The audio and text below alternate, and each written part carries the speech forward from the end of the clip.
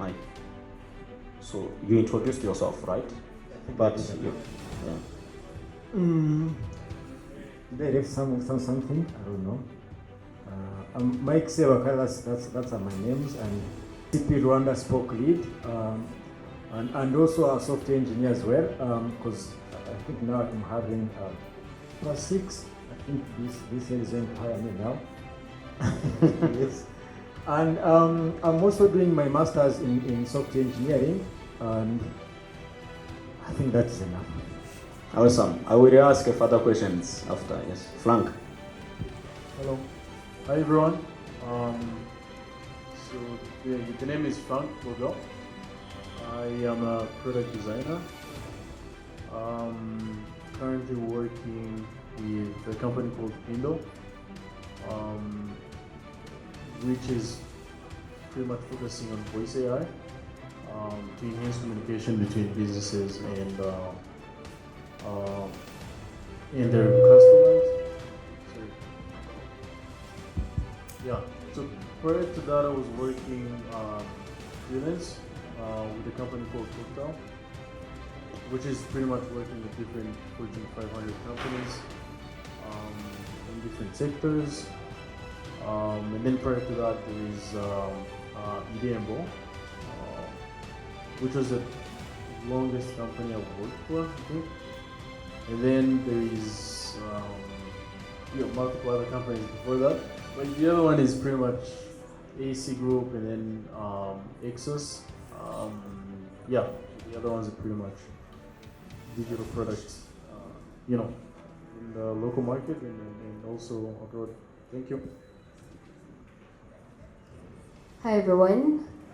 My name is Sharon, and I currently oversee digital marketing in Bank of Kigali. So my first sense of working was basically from K-Lab. I don't know if you guys know the incubator, but my real first job was from EGH. I see the EGH photographer here. I see you.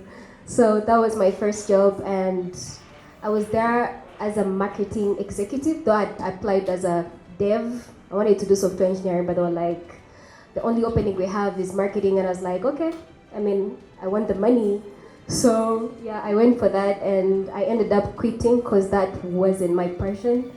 And I have some companies that I worked for. I won't go through them because there were tries and failures and stuff. And I went back to school. Then from there, I went to Andela. This is where I know him from. Did the 3 months there, the startup program and stuff. Then they laid that off. It was very sad. And I went to HVU Tech Group, which is where I know this guy from, Mike. Yeah. So I know him from there. We worked together for like 3 months, and I quit, guys. So I got hired in Bank of Kigali. I went there as an intern. That was the only opening there, and I was like, okay.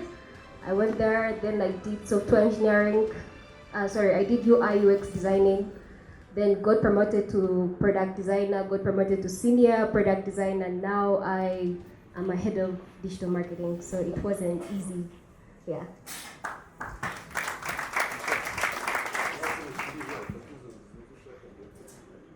Thank you. My name is Jari Cavallo. I'm a software engineer. About the company I have worked for. Currently, I'm working at Wanaka Fund, known in Rwanda as Tuhura. The slogan is Farmer Fest, so we basically serve farmers in local community. Remote area, not really in Kigali. So, but yeah, I hope we are always hiring. Usually, that's what people know. So before going there, I was a freelancer working with some international companies, specifically like German and England. But also before, I was in BK Tech House to be specific. So I kind of work with her in the sister company. That's what they call it. I was also a full stack developer there. Before there was Exos, then Andera. Yeah, Andera, I was among the first cohort maybe that's something special about us. We always brag about it. And we were walking from here. It was nice. It was a good experience, but little bit, I would say that's where my career really kicked off. It was much more stable than what I was doing before. I was just like working somewhere as intern who has been like interning for a whole year, who get paid sometime when the boss is happy, you know. But also beside that, I was also on the like initiator of a program that called She Can Code. So I was there as a technical mentor, basically having like a technical session and teaching about Ruby and JavaScript. And now I think of it, I don't know what really I was teaching because it was at the beginning of my career, but I tried. So yeah, yes, I don't think I missed anything. And then we mentioned something about Shikani Code. Recently we partnered with Shikani Code. Maybe you don't know that, but we got 10 apprentices who are working with different teams of software engineers serving our partner companies and organizations. And we challenge those ladies so that all of them can perform well so that they can be hired after 6 months. And I think some of them are in the audience. They will need to catch you after this event. Yeah. Nice. And something I should really mention is when I was at She Can Code, the people I mentored, actually 2 of them, we ended up working together in BK Tech House. So it was nice. That's a good one. When we talk about data itself, that term, there are multiple areas of roles and specializations. The more you explore, the more you will understand what you can love and even what you can be, better at. And another thing critical here is a teachable mindset. And I think to some people who have jobs here, you will see that most of the times when you join a new organization, you will find that you are kind of going to start from scratch. And then the teachable mindset, that's why most of the times will be the key for everyone, right?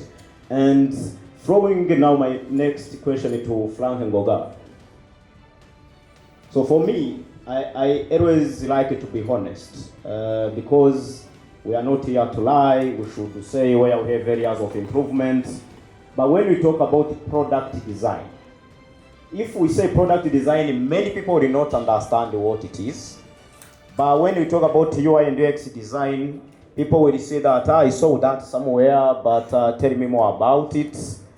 And for Frank, many young people, when we are in interviews, when you ask them, who are you looking up to? Frank Ngoga name comes every time, several times. You started this career, how did you know that it's a crucial skill for the market? And what now can you tell young people aspiring, to be into that field? What can they be ready for, or what do they have to have in hand? Yeah, thank you. But this is such a tough one. So the interesting part is that I started with product design pretty much out of curiosity, in the sense that you always get to see apps, websites, all these cool things from the West. And by the time I would say I started this, I think it was still in the Steve Jobs era, pretty much, where the word like design was, getting popular, right? You had everyone preaching how what they're building is user friendly, XYZ, and then you had people talking about, for example, if I could try to find an examples like websites, right? So if you would want to build a website, it goes straight to the guy who's going to develop it. You'd probably skip the part where you have to think about the person who's going to read it, right? Obviously, it's going to be functional, it's going to be hosted, but then is it going to make sense to the end user or the person it's intended to? So I started in graphic design from a background of sketching things, random things, which was, I think it was in P5. P5, P4, something like that. And then I actually used to make logos in Microsoft Word at the time. I mean, this makes me sound old, but it's just a few years from now. And then from there, it was logos, posters, XYZ, and then the whole concept of UI, UX came up, and that's how I was introduced to it. And the interesting part about that, different from graphic design, was the fact that you're sort of predefining how someone is going to use something.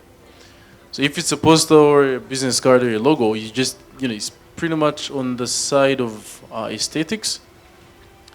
Does it look good or bad? Does it look better than the other one?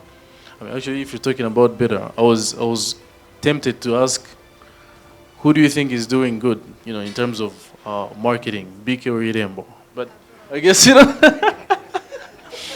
I mean, me being an ex-Serembian, I was like, I'm tempted to ask that, but I guess that's a question for another day. So that's the graphic design part. But then the UX part is more of, if I have a company called Dumurava and I have a platform,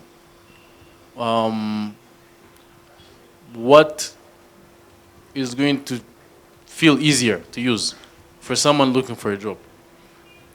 Compare it to the other company was Fab Skills. Yeah. If you say, what's going to feel easier? Dumurava, Fab Skills. And that thought process is quite interesting to me. And the interesting part is it doesn't even apply on websites and apps only, right? If you're building tables, a funny fact about me is I actually tried carpentry some time ago to build, small furnitures. I mean, that's why I started by saying I'm a pretty curious person, and probably, I'll categorize that in the stubborn category. And actually, funny fact, one of Sharon's workmates was a customer of mine when I had a wood workshop. Yeah. So I think the whole concept of product design or like UX or experience is pretty much giving you the power of saying, I'm defining how this is going to go, right? This bottle, this chair, X, Y, Z. And the interesting part when the internet is involved is you're now doing that for people online that you probably will never meet. And in probably making things that would have been harder in an offline scenario, on an online scenario. So that's pretty much like my journey, if I try to summarize it. Okay. I kind of forgot what you were asking on the last bit. So I think for the aspiring, product designers, what are those essential principles do they need to be aware of so that they can be good product designers? Yeah. If I try to be brief, like what helped me on my end, I'd say you have to do a lot of things.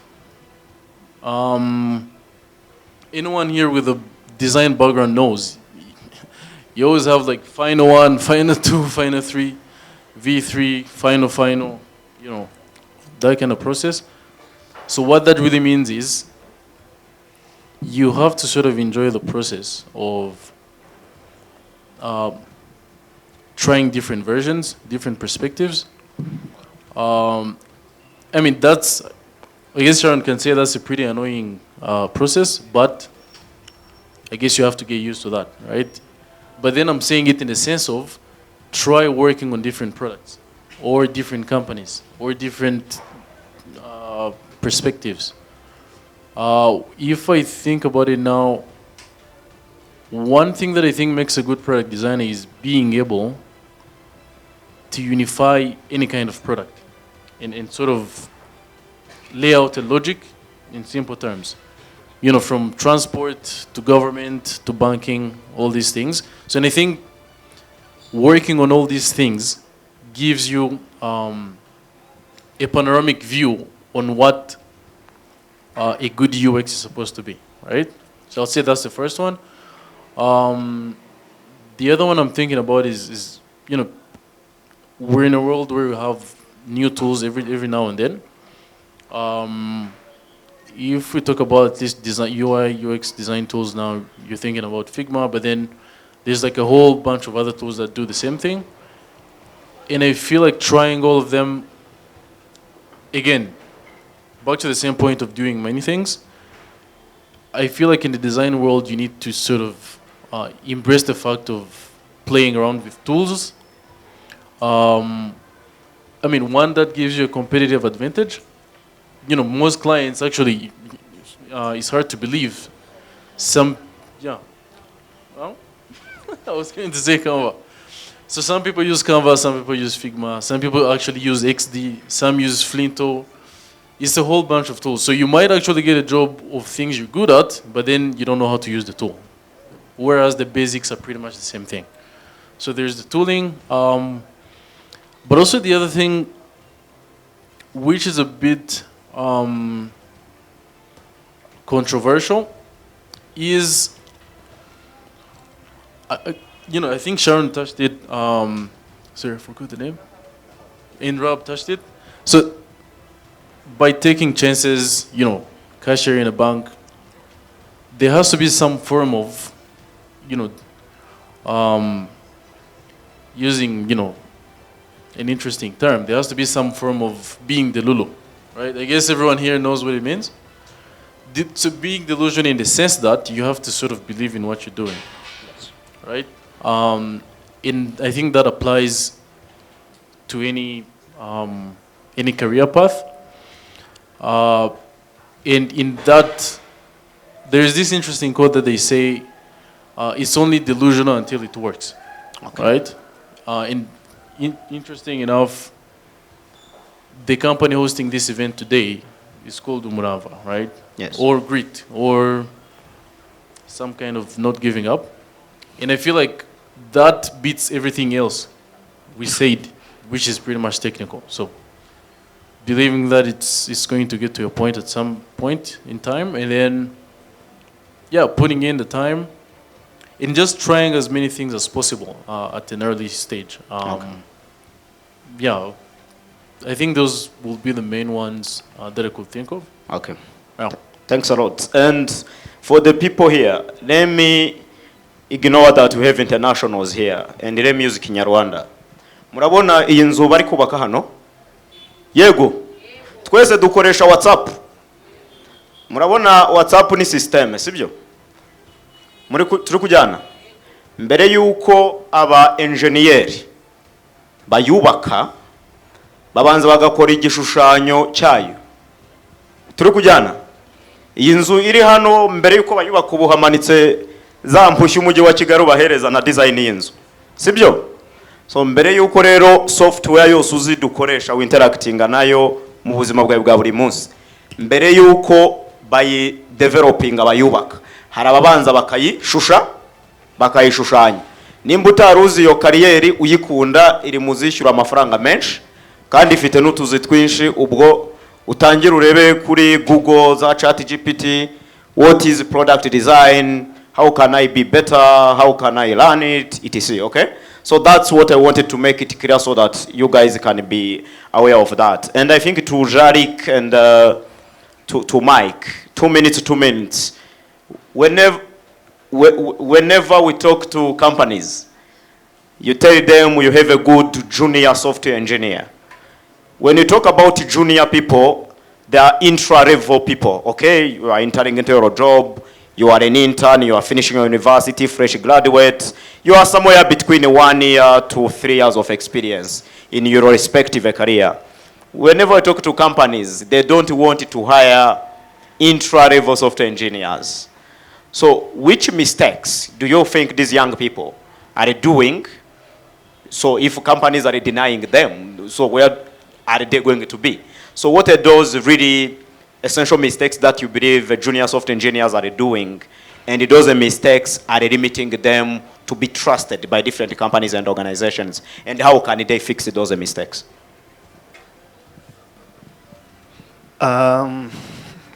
That's that's a tough one, but let me start with maybe returning the ball to the company. Also, some company are lazy and they don't want to invest in talent. So. But anyway, rather than saying the mistake, I will also try to make the battle as a junior developer, and actually junior anyone.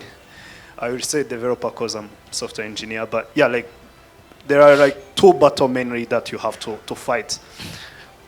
And the first one is imposter syndrome.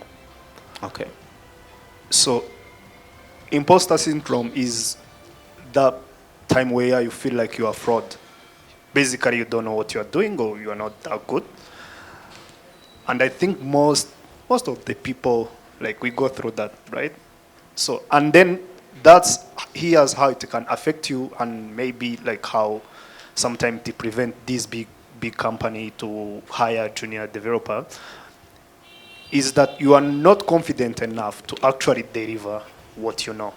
For example, maybe you know some good way to optimize SQL query. But again, you are in the room full of senior software engineer who are have 10 years of experience and stuff, and you are okay, maybe let me just hold on to my answer, right? Because you are feeling maybe what I know is not what they are looking for.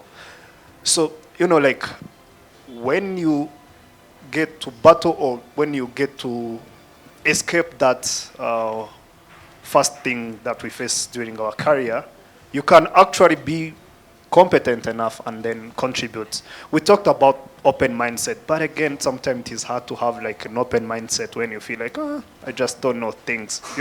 You get to be open when software engineering is a journey, then there is a starting point, then I will get there, right? So battling that imposter syndrome can actually help you. It will boost your confidence. And then when we are looking for, when companies are looking for employer, they want someone who can actually deliver. And then for you to be able to convince the company that you can deliver, you have to be confident. So another thing is, it is actually the opposite of that. They call it Dunning-Kruger effect. So where you think you know stuff, but you don't know. Right? So, when I was back at Andere, I used to do interview, with people. Someone comes, they are really confident. I have never seen. Maybe they are from us or something. You tell them, sometimes they don't not even allow you to finish the question. They just jump on. I have been doing this. AI. I have my own ChatGPT at home.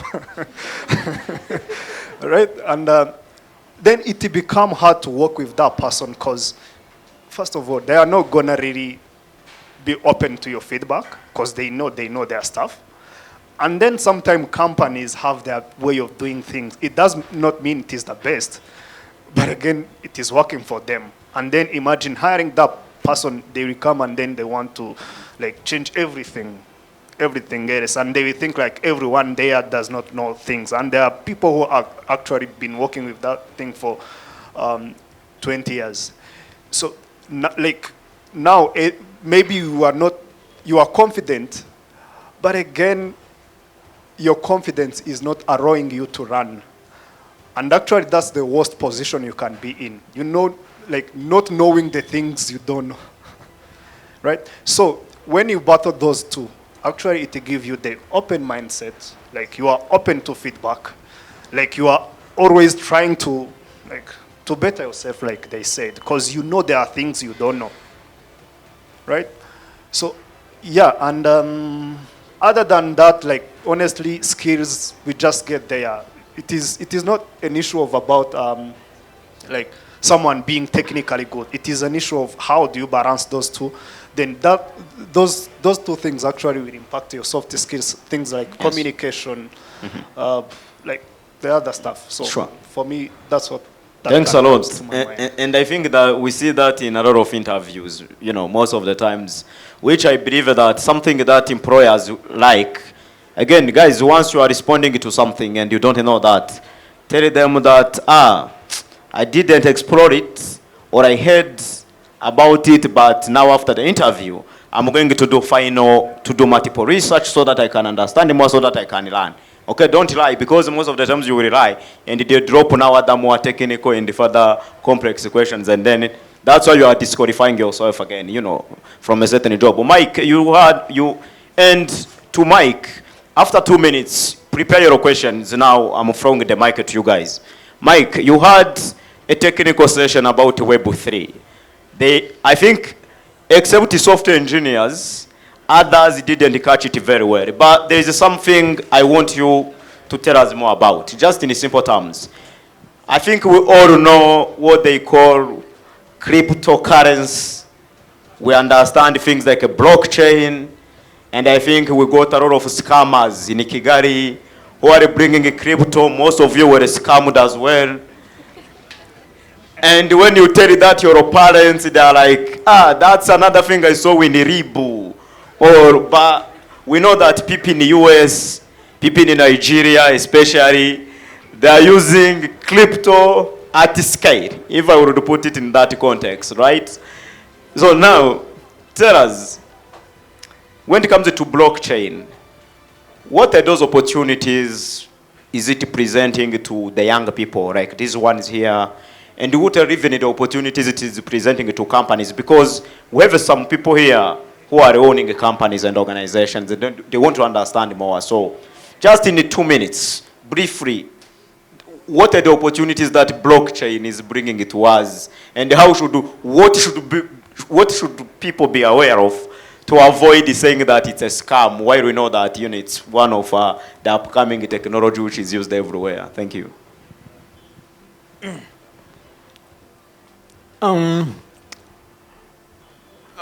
This is a bit tough.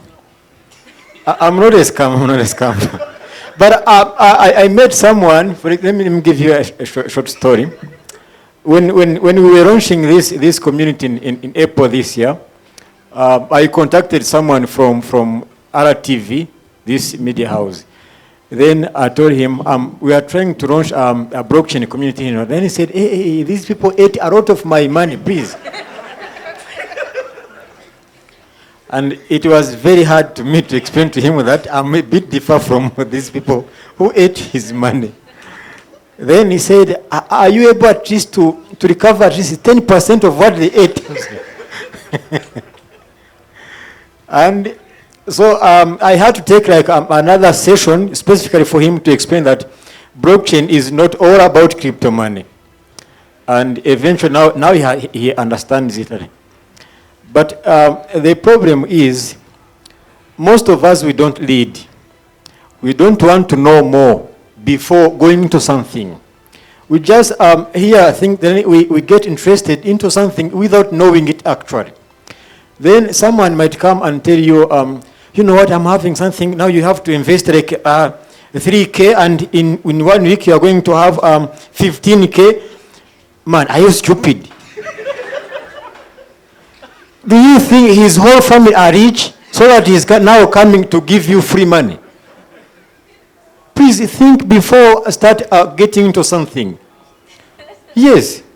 Now, do you think the whole of his family and the friends they are rich so that he's now starting to give you free money?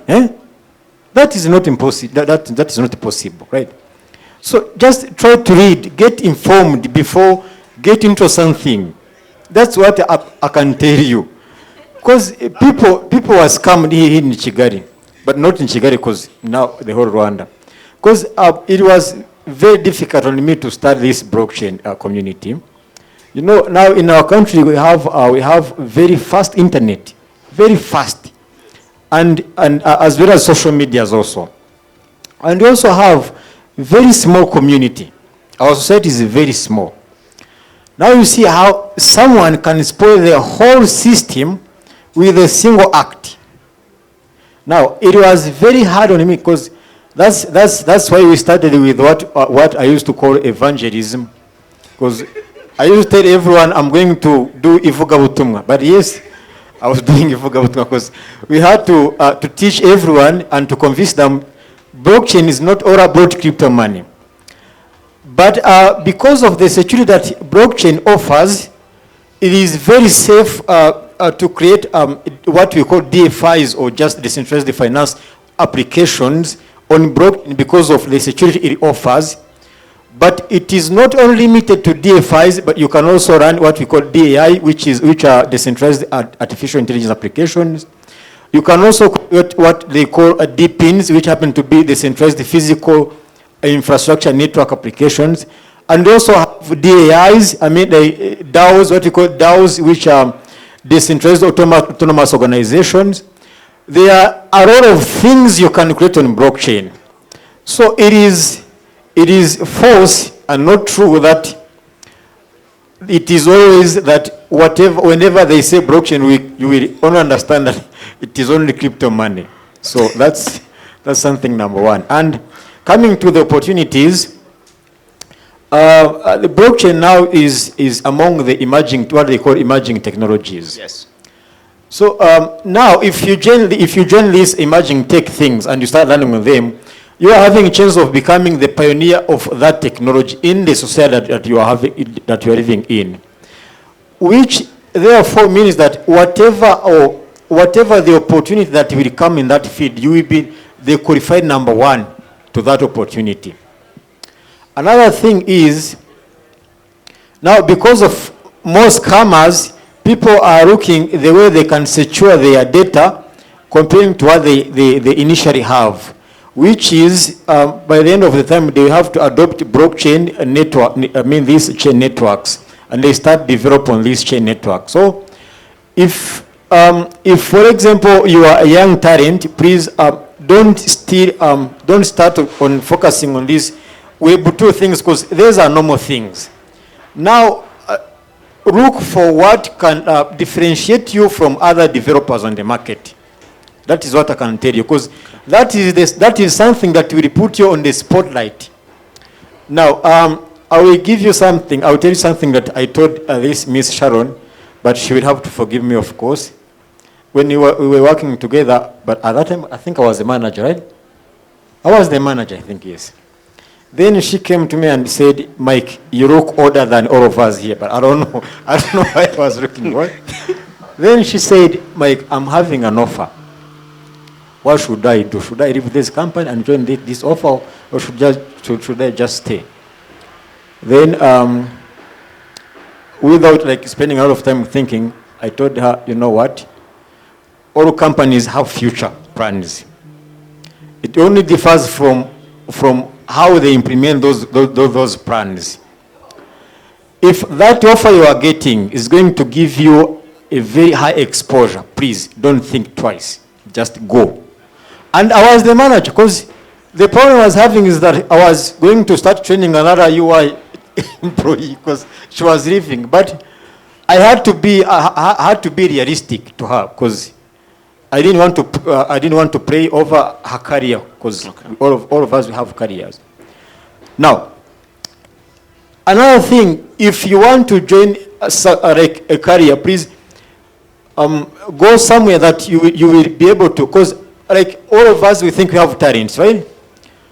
Though we also do, we really do, we have talents, but which are very different from what we think we have. But at least find somewhere that will be able to get exposure, so that people will know you, that you know something. Sure. Otherwise, if you go, you follow the path that other people are following, it will be up to you. Because you will find people are competent enough, and they are skilled enough. So you won't be able to penetrate to that market. Because there are already people who are there, and they have built something in a very long period of time, and you won't be able to compete with that. Find somewhere that you can get exposure, so that your talent will be exposed. That is something that most of people, because we join careers following our friends, following our families, and all of those inspirations that we have. Let me add something there, Mike. And I think that's something recently we said that we needed to start something like Umurava for parents, because, you know, the best students in Rwanda, they are used to be given, those ones in sciences. They are given in medicine in the University of Rwanda or applied mathematics at KIST. Others will join other universities, but we interact with many people who are being given forestry, pharmacy, but they are not interested in those careers, but the parents are not aware. So which is something as well we need to do mobilization around job market demand, etc., and even what is needed. And to you guys, I request my colleagues from Umurava to get the mics to you people. So if you got questions now, the floor is yours. Okay, yes. Sorry.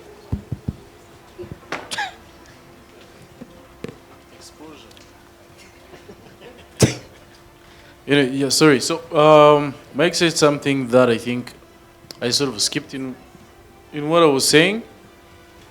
And I think on the point about exposure, right? So, obviously, if you're just trying to get into a career, you don't really get to start where, you know, other people are shining. I think that's the logic, right? Yes. But then there's another interesting angle to that. Which is a bit unusual. But then the other angle is you actually don't need a company to do that, right? Yes. That's a strange opinion in the sense that if I think of most of the gigs I got was because I made proposals. Wow. It's not because I did sort of apply and join the queue, Nice. or even like do fun projects. You could think of, I don't know, Umurava, and then maybe think of an improvement as a fun project on Dribble or Behance. Yes. And I think, especially on the design, in the design aspect of things, or in the design career path, you really have to come up with a strong portfolio, and most of that is going to be projects that do not actually come from clients. So you're trying to sort of pitch yourself to say, I can do X, Y, Z. If you do wait for companies to give you that, in some cases it doesn't actually happen, or it does delay. So portfolio or even proposals to just showcase what you can do. So, do we have a questions from the audience? Okay, I can see people at the back. So, can we get microphone there? And please, shorten your question and be quick.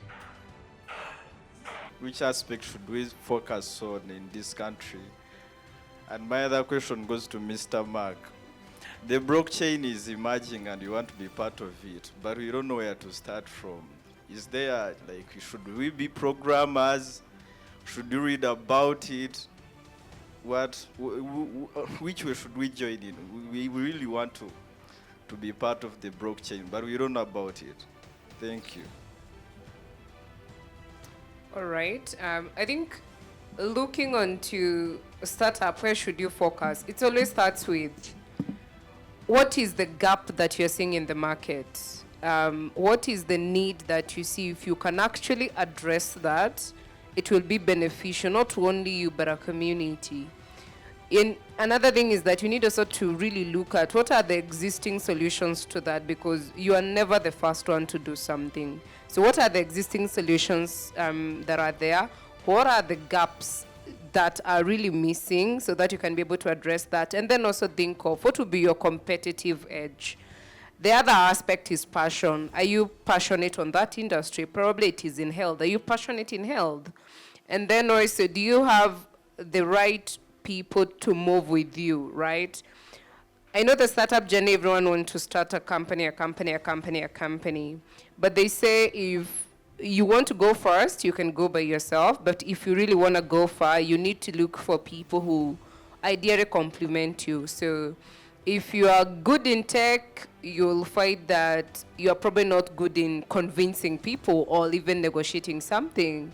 You know someone who is really good in that, partner with that person. See, I think for a startup, your passion, the needs you're seeing in the community, the gaps that you really can address, and you have a competitive edge. And then your passion will drive you even to get clients for your startup. That's the bigger picture. And to the question about joining blockchain, you will catch Fizz and Mike to tell you more about how you can be part of ICP Hub Rwanda. So another question? My name is Paul. I work at Com Online. It's a digital agency here in Kigali. My question goes to Mike. I've been sitting here and thinking, actually I am asking on a basis that today in tech everything is changing to a level that most of the technologies we even use, we don't see them relevant in a few coming years. And as we've heard, blockchain seems promising. So it's really something that if you learn it today, maybe you should have a sustainable performance for a long time, more than the existing technologies. My question is, for someone starting, like entering in tech, are there prerequisites? For example, if I am going to enter in software development, most of the roadmaps show that you have to learn HTML, CSS, and JavaScript, and so on. So are there prerequisites for entering in blockchain? To the question, Mike, please. Yes, I will be very straight on that one. Blockchain is just a technology, not a new languages. So you can still do blockchain with your existing languages. So about prerequisite, we have our dev lead. Please, if you happen to consult him, he will give you a very good path to follow. So it is very easy, not just a complicated thing. Got it. Another question? Thank you. I'm Edson. I'm a student in Mount Kenya University. I'm looking for information science.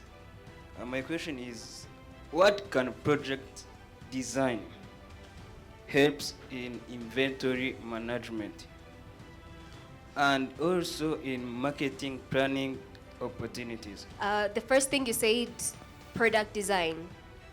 Project design should be product design though. What does that help in inventory? So any system you develop, you need to have a user journey. And what designing helps you, or the user journeys, it just helps you to navigate the platform easily. So you don't have to make a lot of clicks for you to get somewhere on a specific page or action. So what product design helps is that user experience to make it easy for you to carry out a specific action in a very easy and enjoyable way. So that's why we have UX designers, UI designers to make the interface very appealing for you, and UX designing to make the journey easy. So inventory, if let's say you have, you're trying to record stock maybe of different activities. So a bad UX, you have to make like 10 clicks, you navigating different pages for you to get to a specific action. Then in terms of marketing, it depends. So inventory, who is your target audience really? Because if someone is trying to market an inventory platform, you need to know, who do I want to sell it to? So if it's, for example, a platform that you want to sell different companies to buy, those are your target audience, not actual customers on maybe social media and stuff. So you need to know who your target audience is and what is the right channel to communicate to them. Is it going to be via email? Is it going to be via social media? Is it going to be via SMS, right? So marketing comes as a way of engaging, attracting, and retaining that person. You know, how you know that that marketing is successful is through numbers. How many people go to buy in, right? So if, for example, you have an ad, you put it out there, for example, a Google ad or a social media ad, and the call to action is for them to literally go to your website, for them to sign up. And if you put a specific number, like $20, you know, for maybe a monthly subscription, for you to know that the marketing worked is how many subscribers do you have? How many people bought in? How many people bought your product? So that user experience is going to help whoever bought in literally stay with you, use that product and not look elsewhere. And how you know that also the product design is working is continuous development, because you don't just develop a product and not want to post MVP, try to look for better ways to still stay competitive with the market. You know, what are the best products out there? What can you put in your platform that your users could benefit from? And you could even sell those upgrades, you know, like if you want to upgrade to ABCD, we have a premium version. You got it $20 per month, but you could get $60 if you subscribe to this. So it's that continuous development. So marketing, product design, they complement each other. Okay. Yeah. Thanks a lot. And I think, yes, I have seen the questions and I understood some of the questions. But let me ask the final question for 1 minute, everyone, and then we can engage them directly. So, Jalik, if someone is looking for a job opportunity, you know, at One Acre Fund, not in software engineering, in any field, you can be in finance, business administration, you can be in project management or any other field. So what are those 2 pieces of advice that you can, you know, tell them so that during the recruitment process or interview process, they can make it and they end up finding a job opportunity? What are those 2 secrets that you can give it to someone looking for a job opportunity in the respective organization you are currently working for? And I believe some of you sit even in the recruitment process as, you know, hiring managers, etc. 2 tips, yes. Okay, the first one is like if you're applying somewhere, at least connect with people who are working there.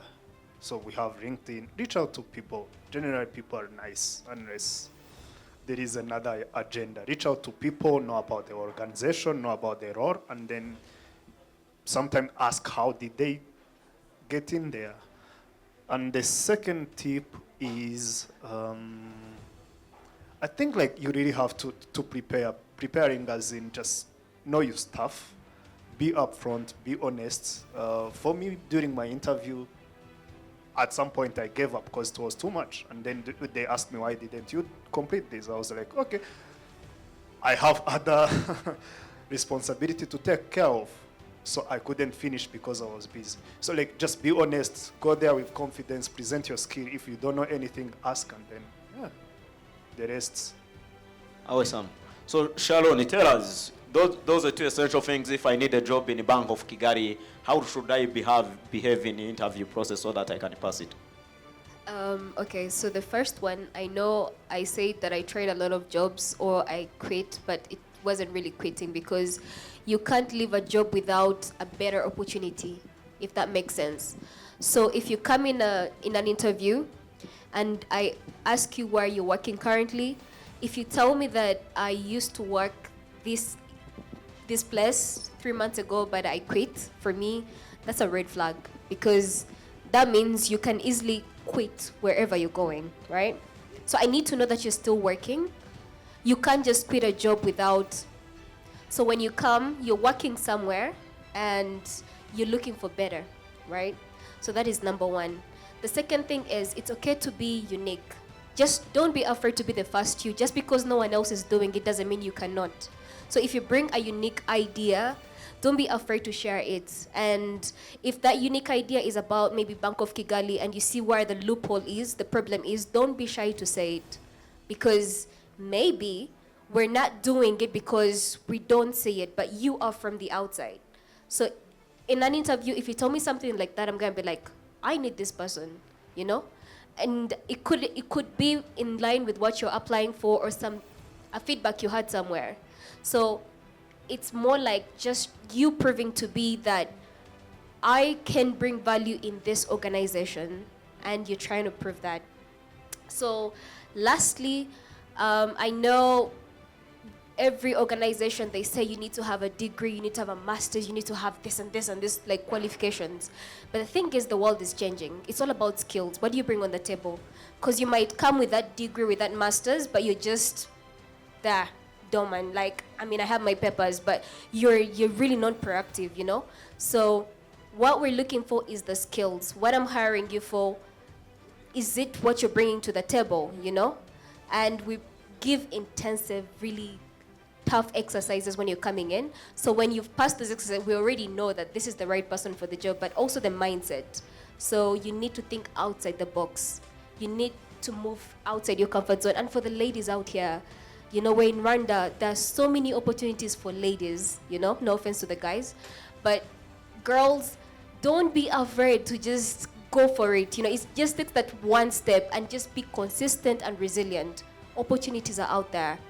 You know, you could get an opportunity tomorrow in the morning just because you're a lady in Rwanda. So let's use the opportunity we have, and let's just be very confident and very passionate and resilient. That's all. I almost feel like I don't have anything else to add on to that, Sharon. But I think one key thing that really stood out for a lot of hiring managers is for you to actually show passion for the company and even be able to engage at the end of the interview. There's always an opportunity that everyone is given to ask any question to your interviewer, and you probably had seen that interviewer. Research about them, research about your role. Ask even, how is the team right now, the team that I'm going to join? How are you currently doing this? So if I joined tomorrow, what would it be expected of me? Like, really showing that passionate side of you that probably you didn't get a chance to really highlight throughout the interview is pretty key. And I think also the other one is you have to continuously improve on what you're doing. I want to hear in your career journey that whatever you did at the beginning of when you joined maybe the company that you are in, what has been your impact in that company? Try to position yourself in an aspect of, were it not for me, this company couldn't have done XYZ. I know we always feel like we're bragging about it, but remember, these interviews are there for you to sell yourself. You have to sell yourself. It's an interview, but it's actually meant you sell yourself. Make sure that you are so convincing that the other person will see the impact that you're bringing to the company. And at the end of the day, never shy to ask for the value that you feel like you're bringing to the team. Research on even the company, the level at which you're applying. We always have sometimes you're applying to be an entry level, but your salary expectations are those of a senior manager. Unfortunately, yes, it's good. I'm not saying don't have aspirations when it comes to your career and whatever you want to make. But then there is another realistic side of it. In as much as you want to be there, research, get to understand what the market is, but have aspirations that are almost in line with what the market expectations are. So those are not what will get you at Irembo, by the way. It's always a very, very competitive process. People are always applying, but learn to start out, learn to take that extra step, and yeah, continuous improve on what you're doing. Yeah. Okay, thanks a lot. And you guys can help me, to give a round of applause to our panelists.